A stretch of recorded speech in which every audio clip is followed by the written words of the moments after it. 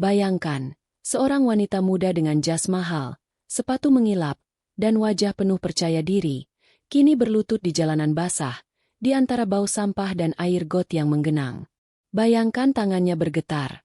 Maskara di matanya luntur bercampur air hujan dan air mata. Sementara orang-orang hanya lewat tanpa peduli. Bayangkan di depannya berdiri seorang pemulung dengan baju dekil, mendorong gerobak tua yang berderit, menatapnya tanpa rasa jijik, tanpa rasa heran, seolah pemandangan itu adalah hal yang biasa. Di detik ketika dunia seolah menendangnya ke dasar jurang, justru dari tempat paling hina itulah hidupnya bersiap berputar balik, ke arah yang tidak pernah ia bayangkan. Namun sebelumnya jangan lupa klik subscribe. Lalu tulis kota asal kalian di kolom komentar. Karena setiap dukungan kalian adalah bagian penting dari perjalanan cerita ini. Jangan lupa juga like dan share cerita ini ke teman ataupun keluarga terdekat kita, untuk membantu menyebarkan dakwah Islam dalam bentuk cerita. Semoga Anda mendapatkan pahala yang setimpal karena sudah subscribe, like, komen dan membagikan cerita ini. Sekarang mari kita lanjut ke ceritanya. Nadira dulu dikenal sebagai CEO muda paling bersinar di kota itu. Setiap pagi ia turun dari mobil hitam mengkilap di depan gedung tinggi miliknya sendiri.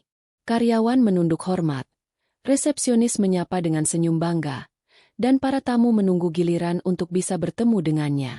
Di ruang rapat yang dingin dan mewah, suara Nadira selalu menjadi keputusan terakhir. Banyak orang iri, banyak yang memujinya, tetapi tidak ada yang benar-benar mengenalnya. Di balik jas rapi dan senyum tipisnya, Nadira menyimpan hati yang lelah. Sejak kecil ia dibesarkan dalam kekurangan, melihat ibunya menangis diam-diam karena hutang, dan mendengar ayahnya berjanji akan membawakan uang, namun tidak pernah pulang. Sejak saat itu, satu kalimat tertanam dalam kepala Nadira. Aku tidak akan miskin lagi. Kalimat itu yang menuntunnya bekerja tanpa lelah, melawan kantuk, melawan sakit, bahkan melawan rasa sepi. Ia membangun perusahaan properti dari nol, menahan hinaan, merangkak naik sedikit demi sedikit. Sampai pada akhirnya, nama Nadira dikenal di banyak media. Foto wajahnya menghiasi sampul majalah bisnis, lengkap dengan judul yang membuat banyak orang kagum. Namun masa kejayaan itu runtuh lebih cepat dari yang ia kira. Semua berawal dari satu proyek besar yang ia anggap sebagai mahkota kemenangannya. Sebuah kawasan apartemen mewah di pinggir kota, dengan nilai investasi yang sangat tinggi. Nadira mempercayakan pengelolaan keuangan proyek itu kepada orang yang ia anggap tangan kanan, seorang pria yang selama ini selalu tampak setia dan sopan. Beberapa bulan pertama semuanya terlihat baik-baik saja. Grafik laporan keuangan selalu hijau, para investor tersenyum puas, dan pembangunan berjalan lancar. Sampai suatu hari, di tengah malam yang sunyi, ponsel Nadira berdering tanpa henti. Pesan-pesan masuk dari para investor. Suara mereka di telepon terdengar tegang dan marah. Ibu Nadira, ada kejanggalan dalam laporan keuangan. Uang kami tidak masuk rekening proyek. Ini sudah melanggar perjanjian. Nadira mencoba tenang, membuka laptop, dan meneliti laporan. Semakin ia membaca, semakin jantungnya berdegup tidak karuan. Angka-angka yang selama ini terlihat indah ternyata penuh manipulasi. Dana investor dialihkan ke rekening yang tidak ia kenal. Tanda tangan yang mirip dengan miliknya muncul di dokumen yang ia tidak pernah ingat menandatangani. Pagi itu, berita tentang perusahaannya meledak di dunia maya. Foto Nadira yang dulu dipuji sebagai sosok pengusaha sukses, kini ditempel di layar televisi dengan judul yang menusuk. CEO muda diduga menipu investor. Proyek mewah bermasalah. Dana ratusan miliar hilang. Di ruang kerja yang dulu terasa megah, Nadira duduk memegang kepalanya. Beberapa direktur sudah pergi lebih dulu, menyelamatkan diri masing-masing. Telepon dari pengacara berdatangan. Suara mereka menggema seperti vonis. Perusahaan harus siap digugat. Aset siap disita. Dalam hitungan hari, semua yang pernah menjadi kebanggaannya hilang. Gedung yang dulu berdiri angkuh kini menjadi milik pihak lain. Mobil mewahnya diambil. Rekening pribadinya diblokir. Orang-orang yang dulu berebut mendekat, kini menjauh seolah ia membawa penyakit berbahaya. Malam demi malam ia lewati dengan mata terbuka. Duduk di kamar apartemen yang sudah tidak lagi terasa seperti rumah. Sampai akhirnya, surat resmi dari pihak bank datang. Apartemen akan disita. Ia harus pergi. Tidak ada lagi tempat untuk bersembunyi dari kenyataan. Di hari ketika semua barangnya diangkut keluar, Nadira hanya mampu menyisakan satu koper kecil dan tas tangan yang dulu selalu ia bawa ke rapat penting. Bedanya, kali ini tas itu tidak berisi dokumen kontrak bernilai besar, melainkan dompet tipis dan beberapa helai pakaian. Langit sore tampak muram saat ia melangkah turun ke jalan. Tidak ada lagi sopir yang membuka pintu mobil. Tidak ada lagi suara salam dari satpam gedung. Hanya suara kendaraan yang melintas cepat dan tatapan asing dari orang yang tidak mengenalnya. Sepatu hak tinggi yang dulu membuat langkahnya terdengar berwibawa, kini justru terasa menyiksa di trotoar yang rusak. Nadira berjalan tanpa tujuan. Ia tidak tahu harus kemana. Ponselnya sepi, tidak ada pesan penghiburan. Hanya tersisa notifikasi tag berita tentang dirinya yang membuat dada semakin sesak. Ia melepas sepatu, menggenggamnya dengan tangan yang bergetar, lalu melanjutkan langkah dengan kaki telanjang di atas aspal yang dingin. Malam turun perlahan. Lampu jalan menyala satu persatu, menciptakan bayangan panjang di trotoar yang mulai sepi. Angin membawa aroma hujan dan sampah dari sudut-sudut kota. Perut Nadira melilit lapar. Tetapi egonya terlalu tinggi untuk meminta bantuan. Ia duduk di tepi trotoar, memeluk lutut, menunduk agar wajahnya tidak terlalu terlihat. Air matanya menetes tanpa suara. Untuk pertama kalinya sejak menjadi CEO, ia merasa benar-benar sendirian. Tidak ada lagi rapat, tidak ada lagi tepuk tangan, tidak ada lagi panggilan hormat dengan sebutan ibu. Yang ada hanya suara jauh kendaraan dan desah napasnya sendiri yang terputus-putus. Di tengah keheningan itu, telinganya menangkap suara aneh. Suara berderit pelan, seperti roda tua yang dipaksa bergerak. Diikuti bunyi kantong plastik yang saling bergesekan. Semakin lama, suara itu semakin dekat, menyatu dengan bau besi karatan dan sisa makanan yang basi. Nadira mengangkat wajahnya perlahan. Dari kejauhan, ia melihat sebuah gerobak rongsokan bergerak pelan di bawah cahaya lampu jalan yang kuning pucat. Di belakangnya, seorang pria dengan baju lusuh, rambut beruban, dan wajah letih mendorong gerobak itu dengan sabar. Langkah pria itu makin mendekat. Suara roda gerobak tua mengiris keheningan malam, seolah tiap deritannya memanggil Nadira yang sedang berada di ambang putus asa. Gerobak itu berhenti tepat di depannya. Bayangan tubuh lelaki pemulung itu menutupi sebagian cahaya lampu, membuat wajahnya sulit terlihat jelas. Nadira masih memeluk lututnya, menatap ke atas dengan mata bengkak dan merah, sementara sosok itu berdiri diam, seakan sedang menimbang sesuatu sebelum membuka mulut. Lelaki pemulung itu tidak langsung bicara. Ia hanya berdiri menatap Nadira yang duduk gemetar di tepi trotoar. Wajahnya kusut seperti seseorang yang baru saja kehilangan seluruh harapan hidup. Tubuhnya kecil, tetapi matanya menyorot tajam, seolah mampu membaca luka paling dalam di balik diamnya Nadira. Angin malam berembus pelan, membuat ujung rambut Nadira menempel pada pipinya yang basah. Ia mengusapnya namun tangannya terus bergetar. Lelaki itu akhirnya menurunkan gerobaknya perlahan, meletakkan kedua tangannya di pinggir besi gerobak, lalu berjongkok di hadapannya. Cepat sekali dunia berubah, ya. Ucap lelaki itu dengan suara yang serak dan tenang. Nadira mengerjap, terkejut bukan karena kata-kata itu, tetapi karena nada suaranya. Nada yang tidak menghakimi, nada yang tidak memandang rendah, nada yang terasa hangat. Ketika Nadira tidak menjawab, lelaki itu menggeser satu botol air mineral dari gerobaknya. Botol itu masih tersegel, meski sedikit penyok di bagian tengah. Ia menyodorkannya sambil menatap lurus ke arah Nadira. Minum dulu. Hujan tadi lumayan deras. Nadira menatap botol itu seperti menatap sesuatu yang asing. Ia terbiasa meminum air dalam gelas kristal, bukan dari botol murah yang disodorkan pemulung. Tetapi tenggorokannya mengering. Ia mengulurkan tangan, menyentuh botol itu, dan lelaki itu tersenyum tipis. Senyum yang tidak menuntut apa-apa. Seteguk air pertama membuat tubuh Nadira terpukul oleh kenyataan betapa hausnya ia. Ia minum perlahan, Seakan setiap tetesnya adalah pengingat bahwa manusia bisa kehilangan segalanya dalam semalam. Lelaki itu kembali berdiri, memandang jalanan yang masih ramai di kejauhan. "Nama saya Seno," ucapnya tiba-tiba. Nadira tidak merespons. Ia bahkan tidak yakin ingin menyebutkan namanya. Tetapi Seno tidak memaksa. "Saya sudah lama melihat orang-orang duduk seperti ini," lanjutnya pelan. "Tapi matamu beda. Ada sesuatu yang kamu tahan terlalu lama." Nadira menggigit bibirnya. Kata-kata itu terasa menggores bagian hatinya yang paling rapuh. Selama ini ia selalu terlihat tegar, menjadi batu di tengah gelombang. Tetapi malam itu, di hadapan seorang pemulung yang bahkan tidak mengenal sejarah hidupnya, pertahanannya mulai retak. Hujan mulai turun lagi. Rintik kecil tapi cukup untuk membuat udara dingin menusuk tulang. Seno melihat tubuh Nadira menggigil. "Kamu tidak bisa terus di sini. Jalanan ini tidak baik untuk orang yang lagi terpuruk," ujarnya. Sekali lagi Nadira tidak menjawab. Ia hanya menatap kosong ke arah lampu jalan yang buram.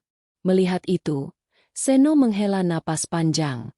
"Kalau kamu tidak punya tempat tujuan, ikut saya saja dulu. Saya punya tempat berteduh. Tidak besar, tidak nyaman, tapi lebih baik daripada duduk menggigil di sini." Nadira tersentak. Ia memandang Seno penuh ragu. Ikut pemulung? Ke tempat yang ia tidak tahu? Ke rumah yang entah seperti apa? Harga dirinya menolak. Tetapi tubuhnya lemah. Dan pikirannya berputar tanpa arah. Aku tidak punya siapa-siapa," bisiknya lirih. Kata-kata yang selama ini tidak pernah berani ia akui. Seno tidak tampak terkejut. Seolah ia sudah tahu sejak awal. "Justru itu. Ketika tidak punya siapa-siapa, kamu butuh setidaknya satu orang yang mau menemani langkah pertamamu." Nadira menatap mata Seno. Ada ketulusan yang sulit dijelaskan. Tidak ada niat buruk. Tidak ada ancaman. Hanya seseorang yang menawarkan tempat aman sementara. Hujan mulai turun lebih deras.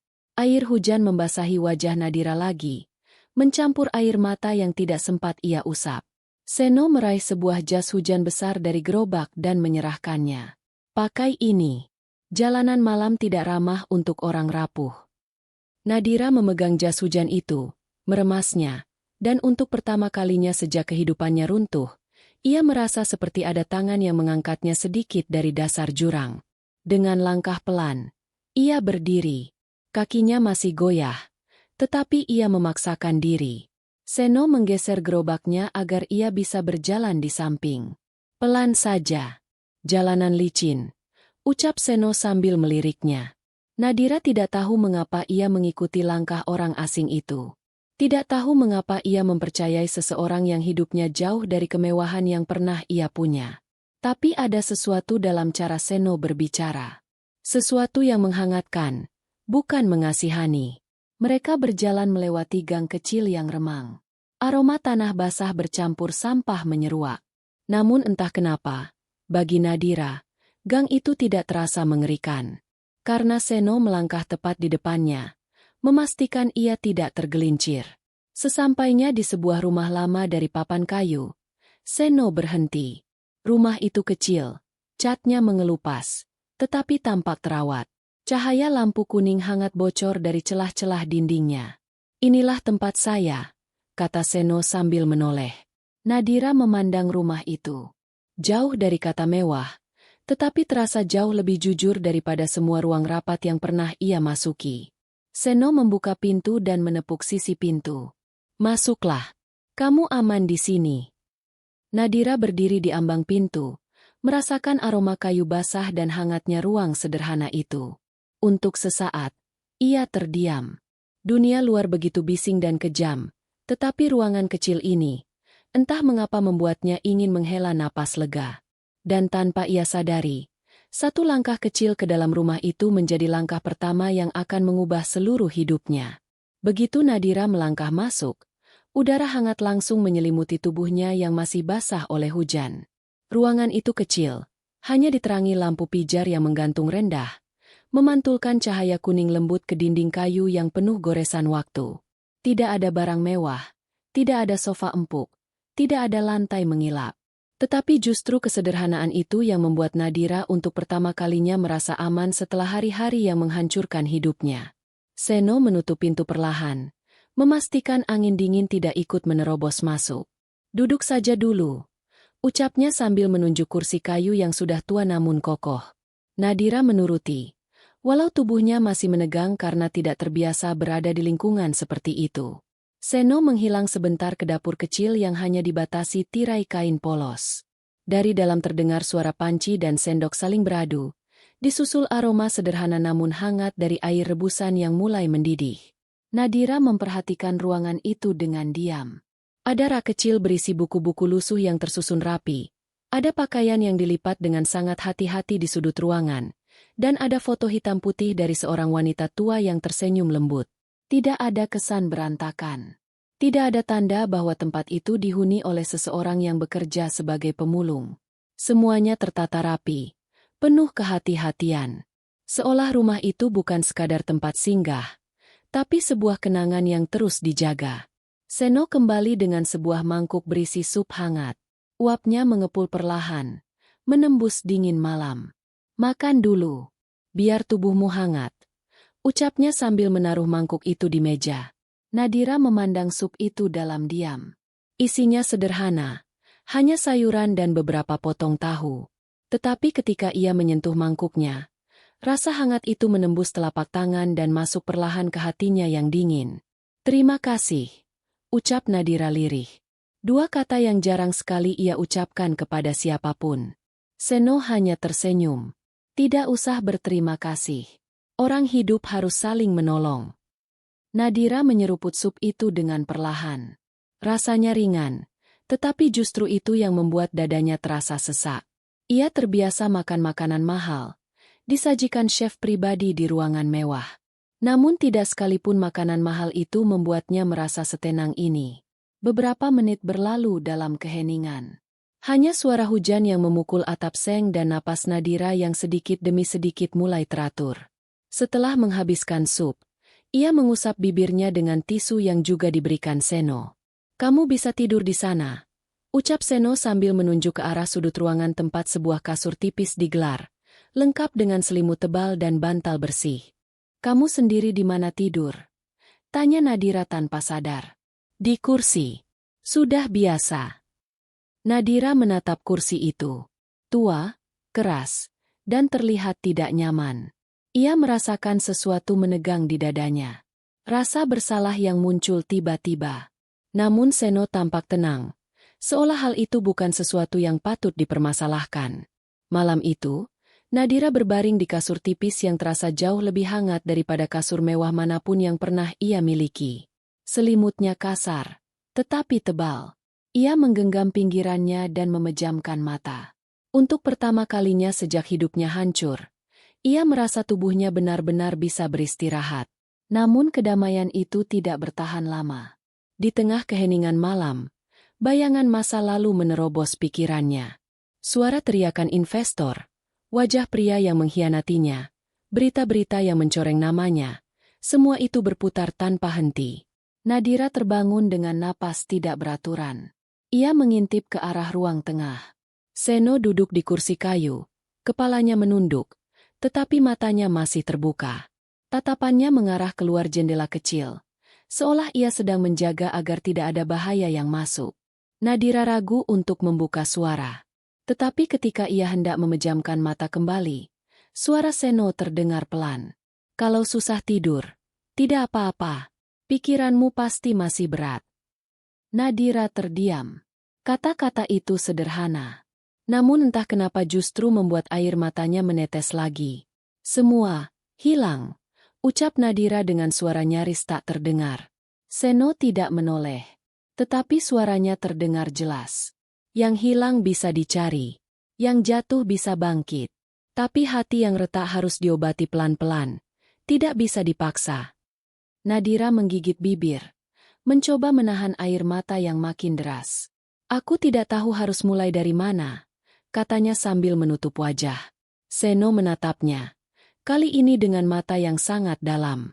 "Mulai dari istirahat malam ini. Besok kita pikirkan lagi." Satu langkah saja dulu.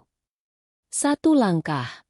Dua kata yang terasa seperti jangkar yang menahan Nadira agar tidak tenggelam lebih dalam. Ia kembali berbaring, memeluk bantal dengan erat. Suara hujan yang meninju atap seng perlahan berubah dari ancaman menjadi pengantar tidur. Dan ketika matanya mulai tertutup, ia menyadari satu hal. Di rumah kecil yang tidak pernah ia bayangkan, bersama seseorang yang sama sekali tidak dikenal, ia merasakan secercah harapan untuk hidup kembali. Namun ia belum tahu bahwa laki-laki pemulung yang baru saja menyelamatkannya dari malam paling gelap itu menyimpan rahasia besar. Rahasia yang kelak akan mengubah seluruh jalan hidupnya. Pagi datang dengan cahaya lembut menembus celah dinding kayu. Nadira terbangun perlahan. Kelopak matanya terasa berat namun tubuhnya jauh lebih ringan dibanding semalam. Untuk sesaat ia lupa bahwa hidupnya telah runtuh. Hingga ingatan itu kembali menghantamnya pelan, membuat dadanya kembali sesak. Namun ada sesuatu yang berbeda pagi itu. Tidak ada lengking suara alarm, tidak ada panggilan rapat, tidak ada notifikasi dari asisten yang selalu mendesaknya. Yang ada hanyalah aroma hangat dari air jahe, dan suara langkah pelan seseorang yang sedang menyiapkan sesuatu di dapur kecil. Nadira bangkit perlahan. Rambutnya berantakan, wajahnya tanpa riasan, tubuhnya masih diselimuti rasa lemah. Tetapi ia berjalan juga menuju suara itu. Seno tengah menuang air jahe ke dalam cangkir tanah liat yang sedikit retak. Ketika melihat Nadira berdiri di ambang dapur, ia tersenyum kecil. Senyum yang tidak berubah sejak pertama kali mereka bertemu. "Kamu bangun. Minum ini dulu," ujarnya. Nadira menerima cangkir itu. Kehangatan cangkir menembus kulit telapak tangannya, membuat sesuatu di dalam dirinya melunak perlahan. "Terima kasih," katanya lagi. Kali ini lebih tulus. Seno duduk di bangku kecil, mengamati Nadira yang menyeruput air jahe dengan perlahan. "Bagaimana tidurmu?" tanya Seno. "Lebih baik dari yang kukira," jawab Nadira sambil menarik napas panjang. "Bagus. Setidaknya satu beban di pundakmu sudah agak ringan." Nadira menunduk. Mendengar kata beban saja sudah membuat kepalanya berdenyut. Ia menatap lantai kayu agar Seno tidak melihat kegelisahan yang kembali muncul di matanya. "Aku harus memikirkan apa yang akan kulakukan selanjutnya," bisiknya. Seno tidak menanggapi dengan terburu-buru. Ia menunggu. Wajahnya tenang, sama seperti malam pertama mereka bertemu. "Aku tidak punya uang," lanjut Nadira. "Aku tidak punya rumah. Aku tidak punya apapun." Setiap kata yang keluar terdengar seperti pengakuan pahit yang selama ini ia tutupi dengan topeng kesombongan dan gengsi. Seno mengangguk pelan. "Kalau begitu, mulai dari hal yang paling mungkin. Mulai dari dirimu sendiri." Nadira mengangkat wajahnya. "Aku tidak tahu siapa diriku lagi," ucapnya lirih. "Semalam kamu bilang kamu tidak punya siapa-siapa," balas Seno pelan. "Tapi sebenarnya, kamu masih punya satu orang." Nadira menatapnya tanpa mengerti. "Siapa?" Seno tersenyum tipis. "Dirimu sendiri." Ucapan itu sederhana, tetapi terasa seperti pukulan lembut yang tepat sasaran. Nadira terdiam. Seno berdiri dan merapikan beberapa kantong plastik di sudut ruangan. Lalu ia mengambil jaket lusuhnya. "Aku mau keluar sebentar. Kumpulkan barang-barang yang bisa dijual. Kamu istirahat saja dulu," ujarnya. Nadira refleks bangkit. "Aku ikut." Seno menoleh, jelas terkejut. "Untuk apa? Jalanannya kotor, panas, dan tidak nyaman." "Aku tidak mau diam saja," kata Nadira. "Aku tidak mau merasa seperti beban." Ada kilatan halus di mata Seno. Bukan penolakan, bukan juga keraguan. Lebih seperti rasa bangga yang muncul tanpa ia sadari. Akhirnya ia mengangguk pelan. "Kalau begitu, siapkan dirimu. Dunia di luar berbeda dari yang kamu kenal." Nadira mengambil napas dalam. Ia tahu itu. Dunia luar bukan lagi dunia gedung tinggi, rapat mewah, dan parfum mahal. Dunia ini dunia yang nyata, kasar, dan tanpa basa-basi. Tetapi entah mengapa, ia merasa siap untuk melangkah. Setelah bersiap, Mereka keluar dari rumah kecil itu. Udara pagi masih dingin, namun jauh lebih bersahabat dari malam sebelumnya. Nadira berjalan pelan di samping Seno, memperhatikan jalan tanah yang basah dan orang-orang yang sibuk dengan hidup masing-masing. Di persimpangan kecil, Seno berhenti sejenak. Ia menatap Nadira dengan raut serius namun lembut. Kalau kamu ikut denganku hari ini, kamu akan melihat hal-hal yang mungkin tidak pernah kamu bayangkan sebelumnya, katanya. Nadira tegak berdiri. Aku siap. Seno mengangguk, lalu mendorong gerobaknya perlahan. Nadira melangkah mengikuti. Namun di balik langkah itu, Nadira belum tahu bahwa apa yang akan ia lihat hari itu bukan hanya kehidupan keras para pemulung, tetapi juga potongan-potongan dari masa lalu Seno yang selama ini ia sembunyikan. Dan dari titik kecil itulah, rahasia besar yang disimpan lelaki itu perlahan mulai terbuka. Pagi perlahan berubah menjadi siang ketika langkah Nadira dan Seno memasuki kawasan kumuh yang dipenuhi tumpukan sampah, botol plastik, dan aroma menusuk yang tidak pernah akan ditemukan di gedung-gedung mewah tempat Nadira dulu bekerja. Udara panas memantul dari seng berkarat, membuat kulit terasa perih. Namun Nadira tidak berhenti melangkah. Seno sesekali menoleh, memastikan Nadira tidak ketinggalan. Gerobaknya berderak berat. Roda tuanya memakan tanah basah yang masih tersisa setelah hujan malam tadi. Kamu tidak apa-apa? Tanya Seno. Aku baik-baik saja, jawab Nadira sambil mengatur napas. Padahal, dalam hatinya ia terkejut melihat dunia yang selama ini tidak pernah ia sentuh. Dunia yang terasa begitu jauh saat ia memakai jas mahal dan duduk di ruang rapat kaca yang dingin. Di sisi jalan, beberapa pemulung lain duduk memilah barang. Mereka menatap Nadira sejenak. Sebagian mengerutkan kening, sebagian lain saling berbisik. Gadis berwajah bersih memakai kemeja sederhana, berjalan di samping Seno sambil membantu memungut botol. Itu bukan pemandangan sehari-hari. Tetapi Seno tetap tenang. Jangan pedulikan. Mereka memang mudah curiga, ucapnya tanpa menoleh. Aku tidak peduli, jawab Nadira. Ia menunduk, mengambil botol yang tergeletak dekat genangan air. Tangan putihnya menyentuh lumpur. Namun ia tidak mengeluh, tidak mundur, tidak menunjukkan jijik. Ada sesuatu dalam dirinya yang berubah sejak malam itu. Beberapa jam berlalu. Gerobak Seno mulai terisi. Nadira duduk di bawah pohon kecil sambil mengusap keringat. Seno menyerahkan air minum padanya. Kamu kuat. Tidak banyak orang dari duniamu yang mau melakukan ini, kata Seno. Nadira meneguk air itu dan menatap Seno. Kalau aku tidak mencoba bangkit, aku mungkin tidak akan pernah bergerak lagi. Seno tersenyum kecil. Senyum yang terasa menyimpan sesuatu di baliknya.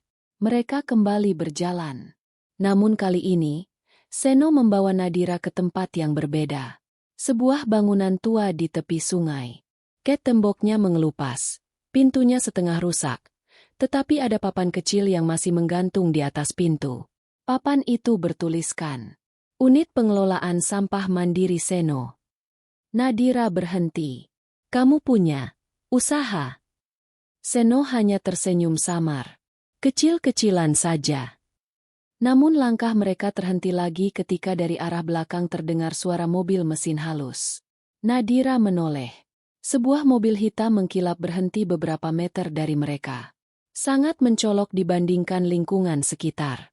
Dua pria berpakaian rapi keluar dari dalam mobil. Kemeja putih bersih, sepatu mengilap, rambut tersisir rapi. Mereka berjalan tergesa menuju Seno. Maafkan keterlambatan kami, Tuan, ujar pria pertama sambil menunduk hormat. Nadira membeku. Kata itu, Tuan. Ia langsung menatap Seno, tetapi wajah pria itu tetap tenang seperti tidak ada hal aneh yang terjadi. Kita sudah sepakat, ucap Seno pelan pada mereka. Tidak perlu datang kemari.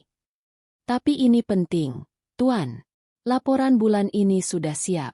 Dewan Direksi menunggu keputusan Anda. Nadira semakin bingung. Dewan Direksi? Laporan? Tuan? Seno menatap mereka dengan tatapan yang jarang ia tunjukkan. Tatapan seseorang yang terbiasa memberi perintah.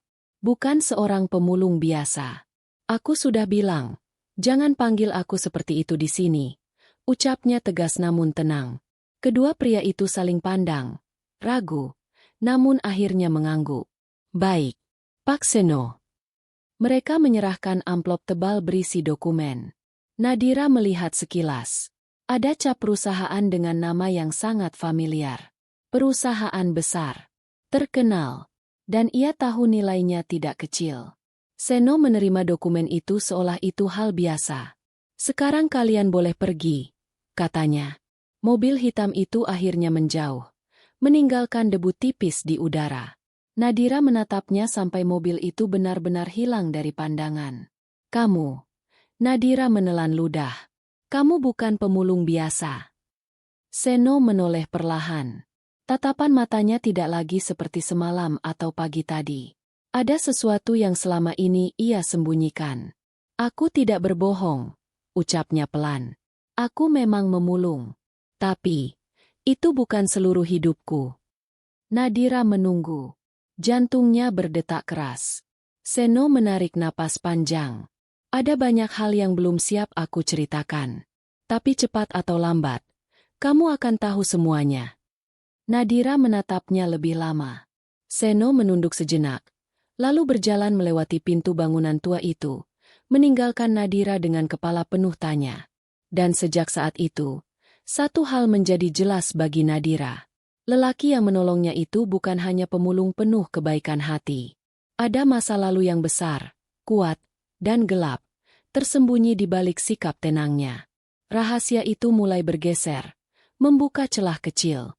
Celah yang akan membawa Nadira pada kebenaran yang jauh melampaui dugaannya. Bangunan tua yang mereka masuki tampak jauh lebih terawat di dalam dibandingkan luarnya. Dindingnya memang usang, tapi bersih. Ada rak-rak berisi dokumen, papan tulis dengan tulisan tangan rapi, dan beberapa alat pengolahan sampah sederhana yang tersusun sesuai fungsi. Ruangan itu tidak menunjukkan jejak kehidupan seorang pemulung. Sebaliknya justru terlihat seperti kantor kecil yang dikelola orang terpelajar. Nadira berdiri terpaku di ambang pintu. Ia merasa seperti sedang mengintip sisi lain dari kehidupan Seno yang selama ini tidak pernah ditunjukkan. Seno meletakkan sebuah map coklat ke meja. Tangan tuanya terlihat mantap, tidak ragu sedikit pun. Gerakannya tidak seperti pemulung yang ia kenal semalam. Gerakannya seperti seseorang yang sudah terbiasa mengatur, menata, memimpin. Aku tahu kamu punya banyak pertanyaan, ucap Seno sambil menatap map itu dalam beberapa detik. Nadira mengencangkan jemarinya. Aku tidak ingin memaksa, ujarnya. Tapi aku merasa, kamu menyembunyikan sesuatu yang sangat besar. Seno menghela napas. Bukan helaan napas lelah, melainkan helaan yang mengisyaratkan bahwa ia sedang menimbang, apakah waktu untuk membuka luka lama sudah tiba atau belum. Ia menatap jendela kecil ruangan itu sebelum berkata, "Dulu, aku bukan apa yang kamu lihat sekarang." Nadira diam. Seno menarik sebuah kursi dan duduk pelan.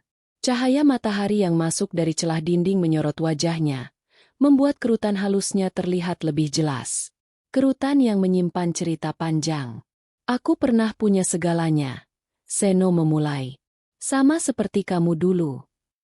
Kata-kata itu membuat Nadira merasakan sesuatu menggelitik dadanya.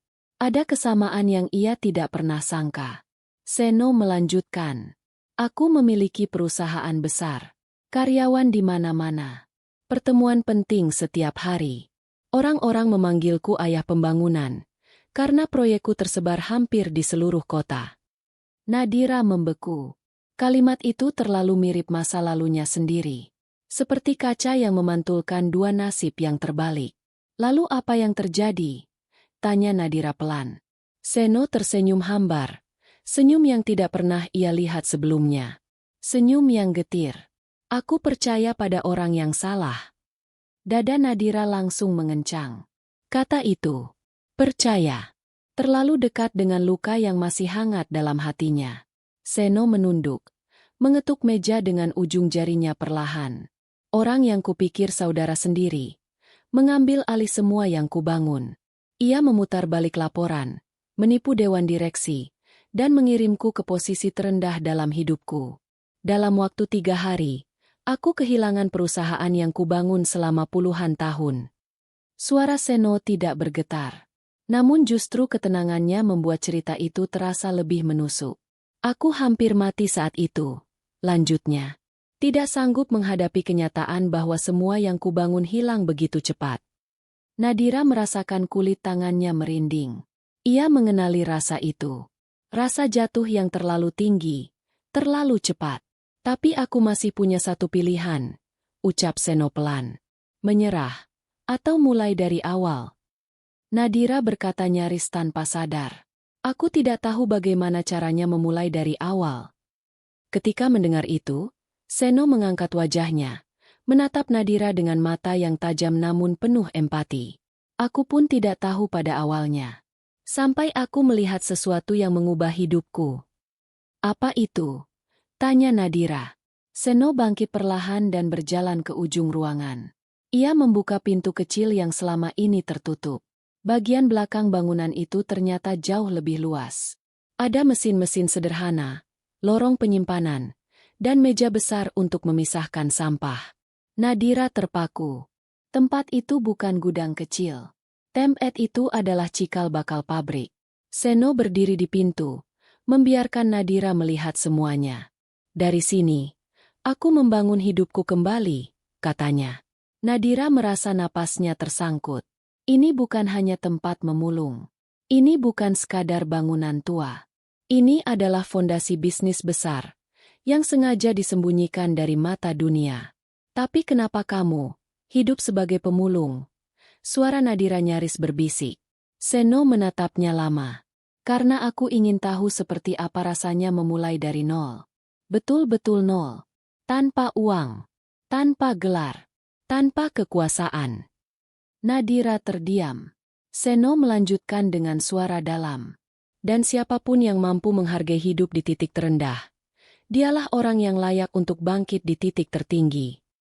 Nadira merasakan sesuatu di hatinya retak. Kemudian menyala kecil. Harapan itu muncul lagi. Seperti bara yang disiram angin lembut. Seno menatap Nadira lebih dekat. Aku membuka pintu ini untukmu karena aku melihat sesuatu dalam dirimu. Apa? Kekuatan untuk bangkit. Tapi kamu belum melihatnya sendiri. Nadira menelan ludah. Suara Seno terasa seperti cermin dari masa lalunya sendiri. Tetapi ada sesuatu lagi yang mengganjal. Kalau kamu punya ini semua, Nadira berbisik. Kenapa kamu tinggal di rumah sekecil itu? Kenapa kamu menolong orang asing sepertiku? Seno tersenyum tipis. Senyum yang membuat bulu kuduk Nadira meremang tanpa ia mengerti. Karena hidupku pernah diselamatkan oleh seseorang yang tidak kukenal. Dan aku ingin melakukan hal yang sama untuk orang lain. Kata-kata itu membuat Nadira membeku. Ada sesuatu yang ingin keluar dari bibirnya, tetapi suaranya tercekat. Namun sebelum ia sempat berbicara, dari arah depan bangunan terdengar suara keras. Pintu depan seperti ditendang dari luar. Seno langsung menoleh. Matanya berubah dingin. Berdiam di sini, ujarnya cepat. Nadira merasakan jantungnya berlari liar. Suara langkah keras terdengar mendekat. Bayangan beberapa orang muncul di balik kaca buram. Dan untuk pertama kalinya, Nadira melihat sisi gelap dari masa lalu Seno yang selama ini ia sembunyikan. Dan kini mulai menerobos masuk tanpa permisi. Pintu bangunan itu kembali bergetar. Lebih keras dari sebelumnya. Suara logam beradu dengan kayu memantul ke seluruh ruangan. Membuat Nadira refleks mundur beberapa langkah. Detak jantungnya memukul dada seperti genderang perang. Sementara tatapan Seno berubah tajam. Jauh berbeda dari sosok lembut yang menolongnya semalam. Diam di belakangku, ucap Seno tanpa menoleh. Suaranya tenang, tetapi nadanya tegas. Nadira berdiri kaku. Tangannya menggenggam ujung bajunya. Tubuh gemetar tanpa bisa ia kendalikan. Seno melangkah ke depan. Tubuhnya menahan pintu dari dalam. Dalam hitungan detik, suara kasar datang dari luar. Buka pintunya. Seno, kita tahu kamu ada di dalam. Akhirnya ketemu juga. Apa kamu pikir bisa sembunyi selamanya? 3 suara berbeda. Semuanya penuh dendam. Seno tetap tidak bergerak. Nadira melihat rahangnya mengeras. Urat di lehernya tegang. Ia tahu ini bukan ancaman biasa. Ini, perhitungan yang sudah lama menunggu. Seno menarik napas panjang sebelum akhirnya membuka pintu satu celah. Dan begitu pintu terbuka penuh, 3 pria masuk dengan langkah cepat. Mereka berpakaian rapi, tetapi ekspresinya penuh kemarahan dan rasa tidak sabar. Di belakang mereka, mobil hitam lain parkir dengan mesin masih menyala. Pria pertama mendekat duluan, tubuhnya besar, wajahnya sinis. Kamu berpikir bisa menghilang begitu saja? Dewan menunggu penjelasanmu, Seno. Nadira memegangi dadanya. Takut suaranya terdengar. Ia berdiri di balik meja, memperhatikan pembicaraan itu dari sela-sela rak. Pria kedua maju sambil membuka map tebal. Ini, laporan keuangan yang kamu sembunyikan. Seluruh data transfer mencurigakan. Mereka ingin kejelasan. Dan cepat. Pria ketiga, paling tua, menyipitkan mata ke arah Seno. Kami sudah diam selama bertahun-tahun. Tapi kalau kamu terus bermain di belakang kami, jangan salahkan kalau cara bicara kami berubah. Seno menahan pintu agar tidak menutup. Aku tidak berutang apapun pada kalian, jawab Seno tenang. Aku sudah menyerahkan semuanya bertahun-tahun lalu. Semua hak, semua saham, semua jabatan. Kalian yang meminta aku pergi. Dan kamu pergi terlalu jauh, jawab pria besar itu. Kamu membuat proyek sendiri. Kamu menyembunyikan aset pribadi, dan masih berani menolak panggilan resmi. Seno menatap lurus, tidak bergeming. Aku tidak lagi ingin mengurus perusahaan yang berdiri atas pengkhianatan. Nadira tersentak. Kata itu lagi. Pengkhianatan. Pria lebih tua melangkah mendekat. Kalau kamu menolak bergabung kembali, setidaknya kembalikan apa yang menjadi milik kami. Modal besar yang kamu simpan. Tanah yang kamu beli tanpa sepengetahuan kami. Seno menatapnya dengan mata yang tidak lagi lembut. Semua itu hasil kerja keras tanganku sendiri. Sebelum kalian merampas hidupku, kalian tidak berhak. Salah satu pria mulai kehilangan kesabaran. Ia menepuk meja keras, hingga Nadira tersentak. Kau pikir investasi kami tidak bekerja setelah kau pergi? Kau pikir perusahaan itu berdiri tanpa fondasi yang kau tinggalkan? Seno tetap tidak bergerak. Kalian tidak datang untuk menuntut. Kalian datang untuk menakut-nakuti. Pria besar itu mendekat sangat dekat. Wajahnya hanya beberapa inci dari wajah Seno. Kami datang untuk mengingatkan. Seno, tidak ada yang benar-benar bisa menghilang dari dunia bisnis. Termasuk kamu. Suasana semakin menegang. Udara di ruangan itu terasa padat. Nadira memegang napas. Pria paling tua akhirnya membuka mapnya dan mengeluarkan satu lembar kertas. Kami punya rencana ekspansi besar. Kamu tahu proyek apa ini? Kamu yang merancangnya 5 tahun lalu. Ia menatap Seno tajam. Kami ingin kamu ikut, atau kami akan menutup tempat ini. Nadira langsung merasakan darahnya mendidih. Menutup tempat ini? Tempat usaha yang Seno bangun dari nol? Seno mengusap wajahnya perlahan sebelum akhirnya menjawab. Tempat ini bukan sekadar bisnis. Ini rumah baru bagi orang-orang yang hidup dari sampah yang kalian abaikan.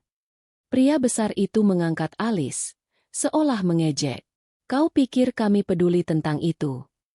Seno menatapnya dengan dingin. Dingin yang belum pernah Nadira lihat sebelumnya.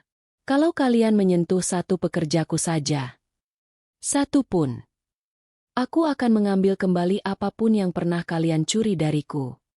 Pria itu mundur setengah langkah. Untuk pertama kalinya, terlihat bahwa mereka sebenarnya takut. Ketegangan itu hanya pecah ketika salah satu dari mereka menyadari keberadaan Nadira. Tatapannya berubah curiga. Siapa perempuan itu? Nadira membeku. Seno langsung berdiri sedikit miring, menutupi Nadira dari pandangan mereka.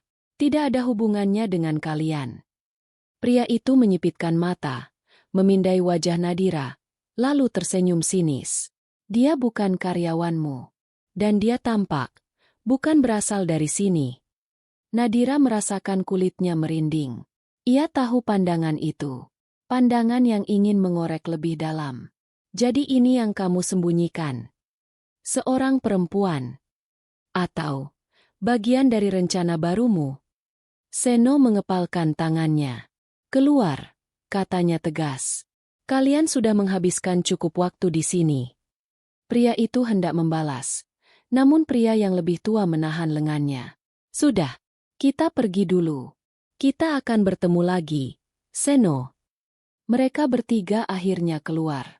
Pintu tertutup keras, meninggalkan gema yang membuat Nadira merasakan bulu kuduknya naik. Mobil hitam itu bergemuruh sebelum melaju pergi.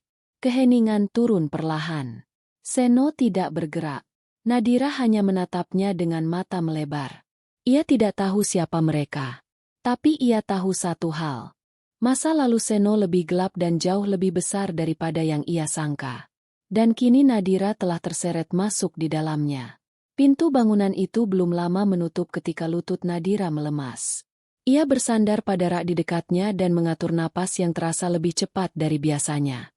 Tubuhnya gemetar, bukan hanya karena takut, tetapi karena ia baru saja melihat sisi lain dari Seno. Sisi yang ia tidak pernah bayangkan dimiliki seseorang yang mendorong gerobak rongsokan setiap hari. Seno masih berdiri di tengah ruangan. Punggungnya menghadap Nadira. Bahunya sedikit naik turun, seolah ia menahan emosi yang tidak boleh meledak. Kesunyian yang tercipta terasa seperti tekanan yang perlahan menghimpit dada. Siapa mereka? Tanya Nadira akhirnya. Suaranya pelan, tetapi cukup tajam untuk mengguncang ketenangan ruangan. Seno tidak langsung menjawab. Ia menarik napas panjang, seperti menenggelamkan seluruh kekesalan dan luka yang tersisa dari pertemuan barusan. Mereka adalah bagian dari masa laluku, ucapnya pelan. Bagian yang membuatku kehilangan semuanya. Nadira menelan ludah. Orang yang menghancurkanmu. Seno berbalik. Tatapannya dalam, lelah, namun teguh. Mereka dan orang yang bekerja dengan mereka. Nadira mendekat perlahan, berhenti beberapa langkah di depannya. Kamu bukan sekadar mantan pengusaha yang bangkrut. Kamu seseorang yang disingkirkan. Seno tersenyum tipis. Pahit. Benar. Dan mereka mengira aku akan mati dalam diam. Nadira teringat kata-kata pria tadi. Kamu tidak bisa menghilang dari dunia bisnis. Terngiang di kepalanya seperti kabar buruk yang menolak hilang. Apa mereka berbahaya? Tanya Nadira. Lebih pelan, lebih takut. Bagi orang yang menghalangi ambisi mereka, ya. Nadira merasakan bulu kuduknya meremang. Ia ingat ekspresi pria-pria itu menyapu tubuhnya. Ada rasa curiga, ada ancaman halus yang tidak mereka sembunyikan. Kenapa mereka ingin kamu kembali? Karena proyek yang mereka pegang sekarang tidak bisa berjalan tanpa rancangan asli milikku, jawab Seno tenang. Mereka butuh otakku, bukan keberadaanku. Nadira memeluk dirinya sendiri. Dan kalau kamu menolak? Seno menatapnya lama. Mereka akan mencari cara lain untuk memaksa. Keheningan turun lagi. Nadira duduk di kursi kayu yang tadi dipakai Seno. Kursi itu kasar, tapi anehnya terasa lebih nyaman dari kursi eksekutif yang dulu ada di ruangannya. Kamu hidup sebagai pemulung, untuk menghindari mereka. Sebagian, jawab Seno jujur.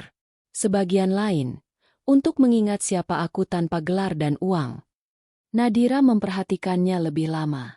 Pria itu berbeda dari semua orang kaya yang pernah ia temui.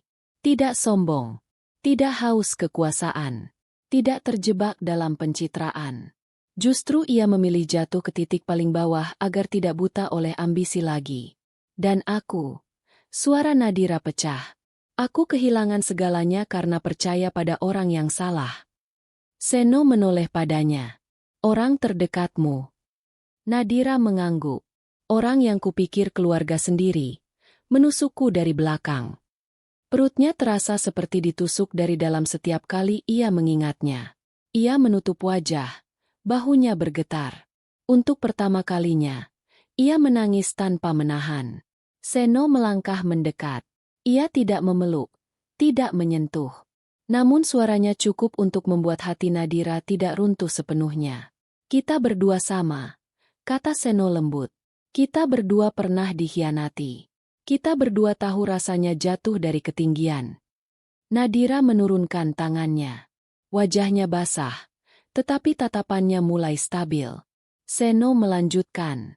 Dan kita berdua punya satu pilihan yang sama. Ia menatap langsung ke mata Nadira. Bangkit. Kata itu memenuhi ruangan seperti nyala api kecil yang mengusir gelap. Nadira menarik napas panjang. Kamu ingin aku bangkit?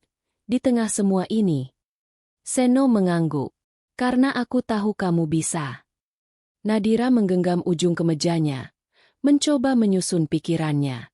Hidupku berantakan. Namaku hancur. Aku tidak punya apa-apa lagi. Kamu punya kemampuan.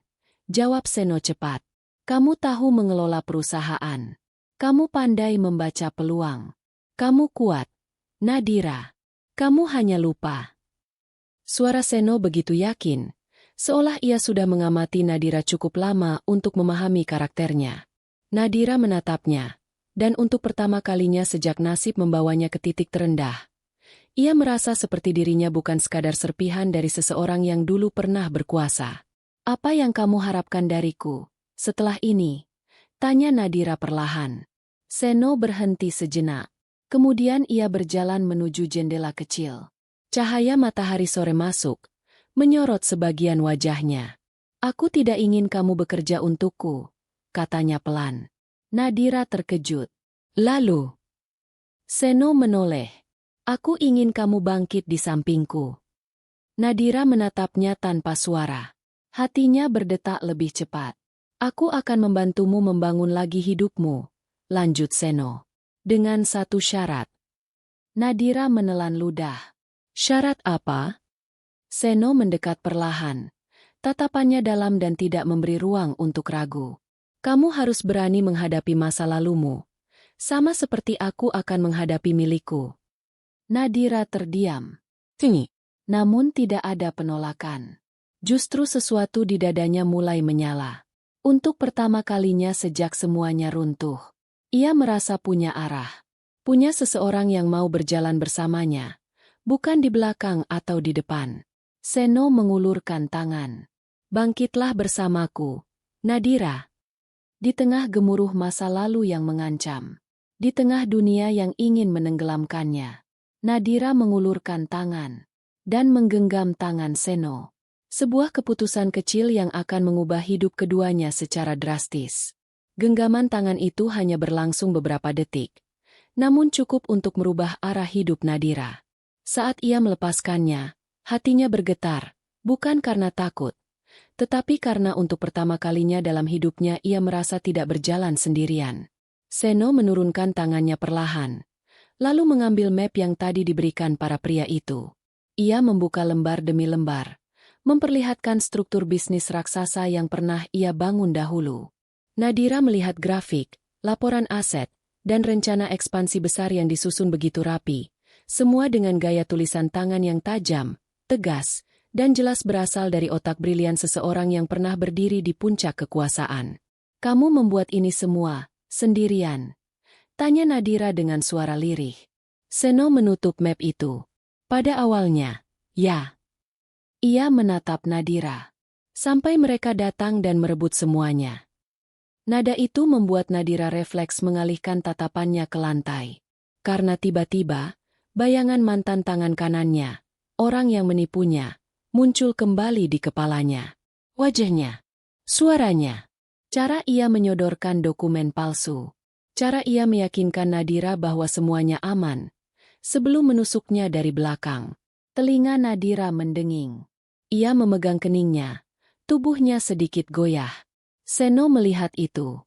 Kamu masih ketakutan, katanya pelan. Bukan takut.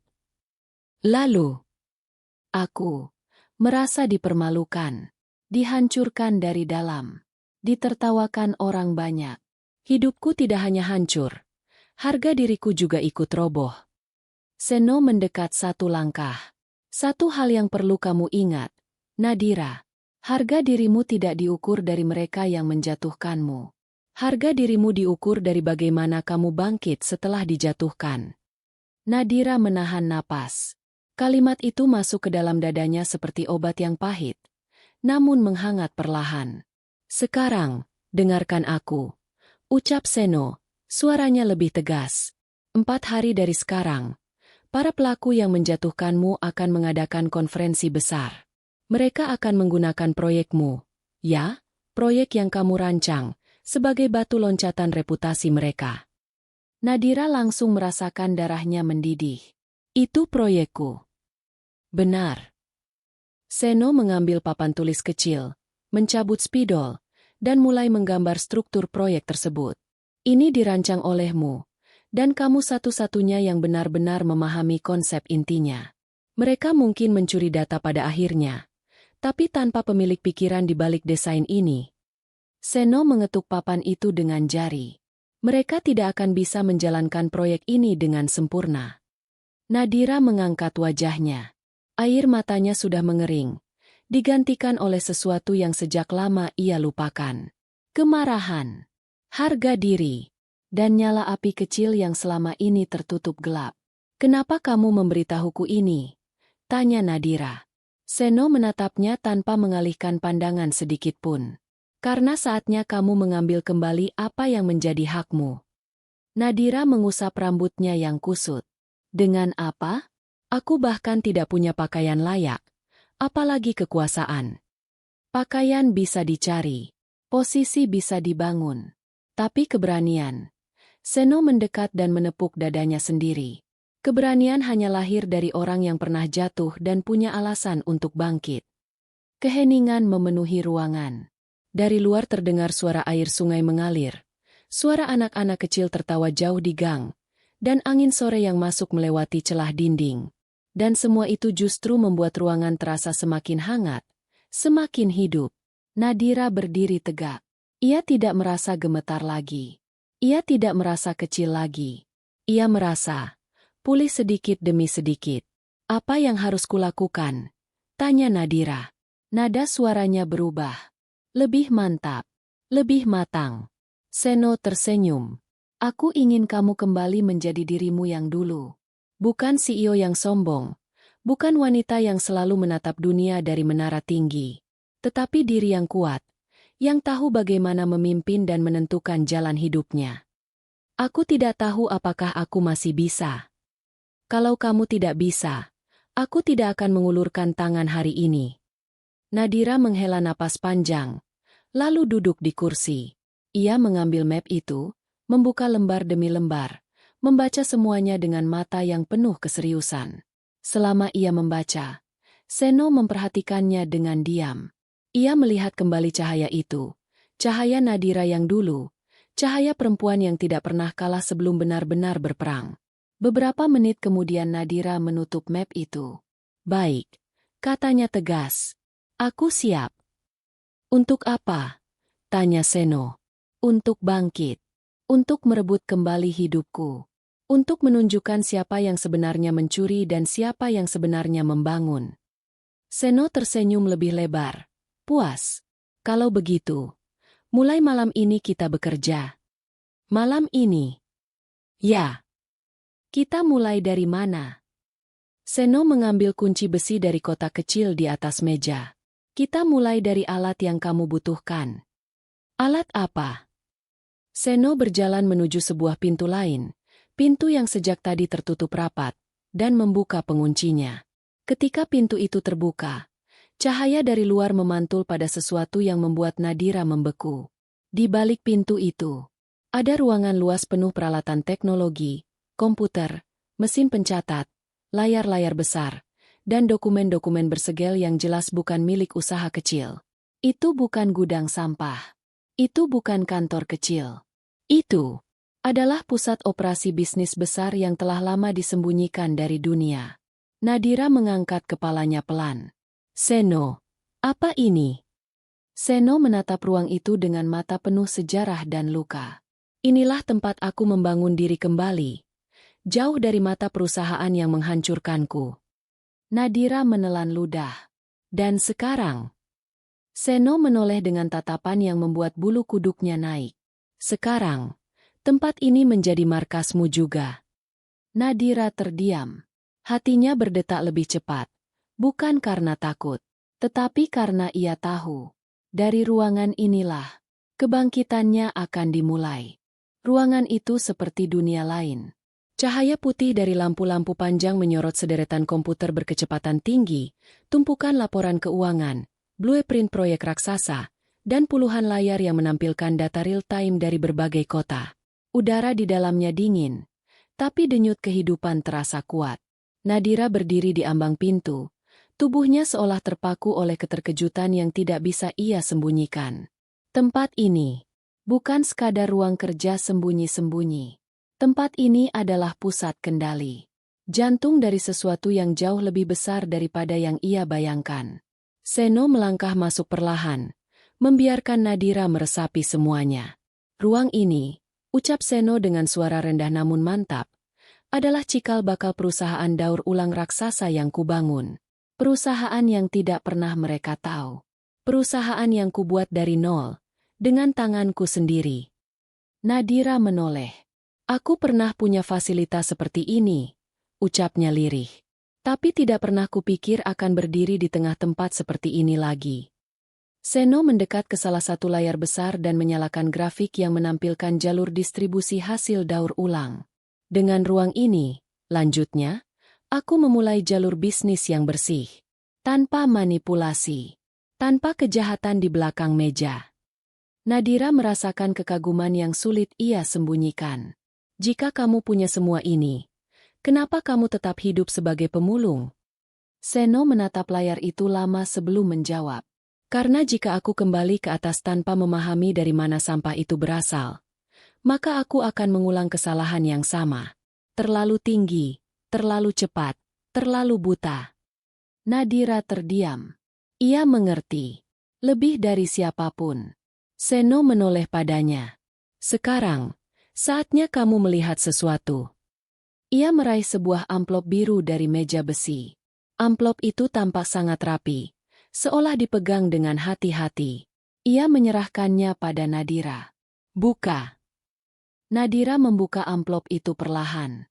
Di dalamnya, ada dokumen resmi bertanda tangan notaris. Ia membaca baris pertama, dan tubuhnya langsung menegang. Surat pengalihan saham dan kepemimpinan operasional. Atas nama, Nadira Alana. Nadira menatap Seno dengan mata melebar. Apa ini? Seno mengambil tempat di depannya. Aku sudah lama memperhatikan kamu, Nadira. Sejak sebelum hidupmu runtuh. Kamu bukan sekadar CEO. Kamu pekerja keras, jenius, dan punya moral yang lurus. Nadira membuka mulut, tetapi suara tidak keluar. Aku tahu reputasimu hancur. Aku tahu mereka ingin menenggelamkan namamu selamanya. Tapi aku tidak melihat kebodohan. Aku melihat potensi. Ia menunjuk dokumen itu. Setengah dari perusahaan daur ulangku menjadi milikmu. Nadira mundur setengah langkah. Tidak, tidak mungkin. Mengapa kamu melakukan ini? Kita baru saja bertemu. Seno menggeleng pelan. Kita memang baru bertemu secara langsung. Tapi aku sudah mengikuti perjalanan bisnismu lama sebelum kamu tahu siapa aku. Ia mengambil tablet kecil, membuka file berita lama. Di sana ada artikel tentang kesuksesan Nadira bertahun-tahun lalu. Artikel itu sudah lama terkubur di bawah berita buruk. Tapi justru itulah yang dibaca Seno. Kamu membangun perusahaanmu dari nol. Kamu tidak pernah mencuri. Kamu tidak pernah menipu. Kau berbeda dari banyak pemimpin yang lahir karena warisan. Nadira menahan napasnya. Matanya berair. Selama ini tidak ada seorang pun yang melihat kebenaran itu. Yang mereka lihat hanya kehancurannya. Kamu layak mendapat kesempatan kedua, lanjut Seno. Dan perusahaanku akan menjadi fondasi awal untuk membangkitkan namamu kembali. Nadira memegang dokumen itu erat. Kenapa aku? Dan bukan orang lain? Seno menghela napas panjang. Karena aku tahu kamu pernah berada di puncak. Dan seseorang yang pernah di puncak, tahu bagaimana cara berdiri di sana lagi dengan lebih kuat. Nadira menatapnya lama, sebelum akhirnya berkata pelan, aku Tidak tahu apa yang harus kukatakan. Katakan bahwa kamu siap, ujar Seno. Karena setelah ini, hidupmu tidak akan pernah sama. Nadira menatap layar-layar besar di depannya. Data jutaan rupiah bergerak di sana. Proyek besar terpampang jelas. Jejak langkah masa lalu Seno, dan masa depan mereka berdua, terlihat terang. Ia menarik napas panjang, mengumpulkan seluruh sisa keberanian yang masih tertinggal dalam dirinya. Aku siap, ucap Nadira mantap. Bukan berbisik, bukan ragu, tetapi tegas. Seno tersenyum. Smile kecil yang menunjukkan rasa percaya. Kita mulai malam ini. Nadira mengangguk. Apa langkah pertama? Seno berdiri di sampingnya, menunjuk salah satu layar yang menampilkan jadwal konferensi 4 hari lagi. Kita akan datang ke konferensi itu. Kita akan membawa bukti lengkap. Kita akan buka kedok mereka di depan dunia. Kita akan rebut kembali namamu dari tangan orang yang merampasnya.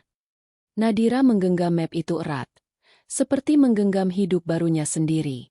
Dan di ruangan itu, dengan lampu-lampu putih terang, mesin-mesin berderak lembut, dan layar yang menampilkan kebohongan para pengkhianat, kebangkitan Nadira resmi dimulai. Tidak ada jalan kembali. Tidak ada ruang untuk mundur. Ini bukan hanya tentang membalas dendam. Ini tentang merebut kembali harga diri yang pernah direbut darinya. Dan kali ini, Nadira tidak berjalan sendiri.